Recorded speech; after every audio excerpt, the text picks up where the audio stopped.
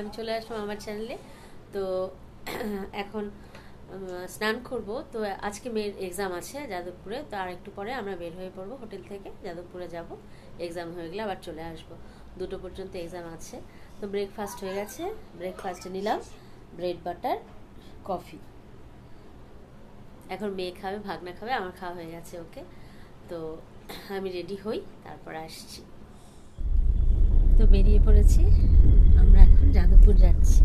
মেয়ের এক্সাম আছে, যাদবপুর ক্যাম্পাসে যাচ্ছি এক্সামটা।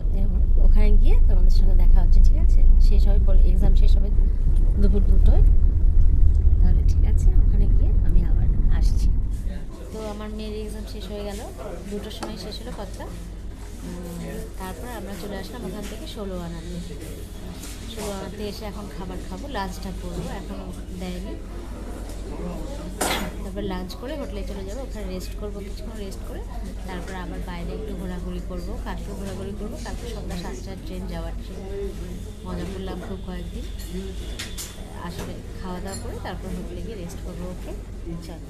প্ল্যানেট থেকে ঘুরে আসলাম, ওখানে এত ভিড়, ভিডিও করতে পারিনি আমি। তো হোটেলে এসে করলাম।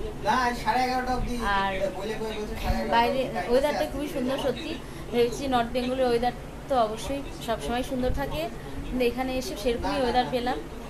খুব ভালো ওয়েদার পেয়েছি আমরা, বৃষ্টিও পেয়েছি, খুবই হাওয়া। তো কালকে আমাদের যাওয়া আছে, সন্ধ্যার সময় ট্রেন আছে। তো বাকিটুকু টাইমটা সকাল থেকে একটু ঘুরে নেবো, আরও কিছু। তো আবার তো আসতেই হবে, পরে আবার আসবো কলকাতায়, হয়তো আর 2 মাস পরে। ওকে, তো তোমরা খুব ভালো থেকো, আমার ভিডিও অবশ্যই দেখো, সাবস্ক্রাইব করো, লাইক করো। তো আজকে টাটা, ভালো থেকো।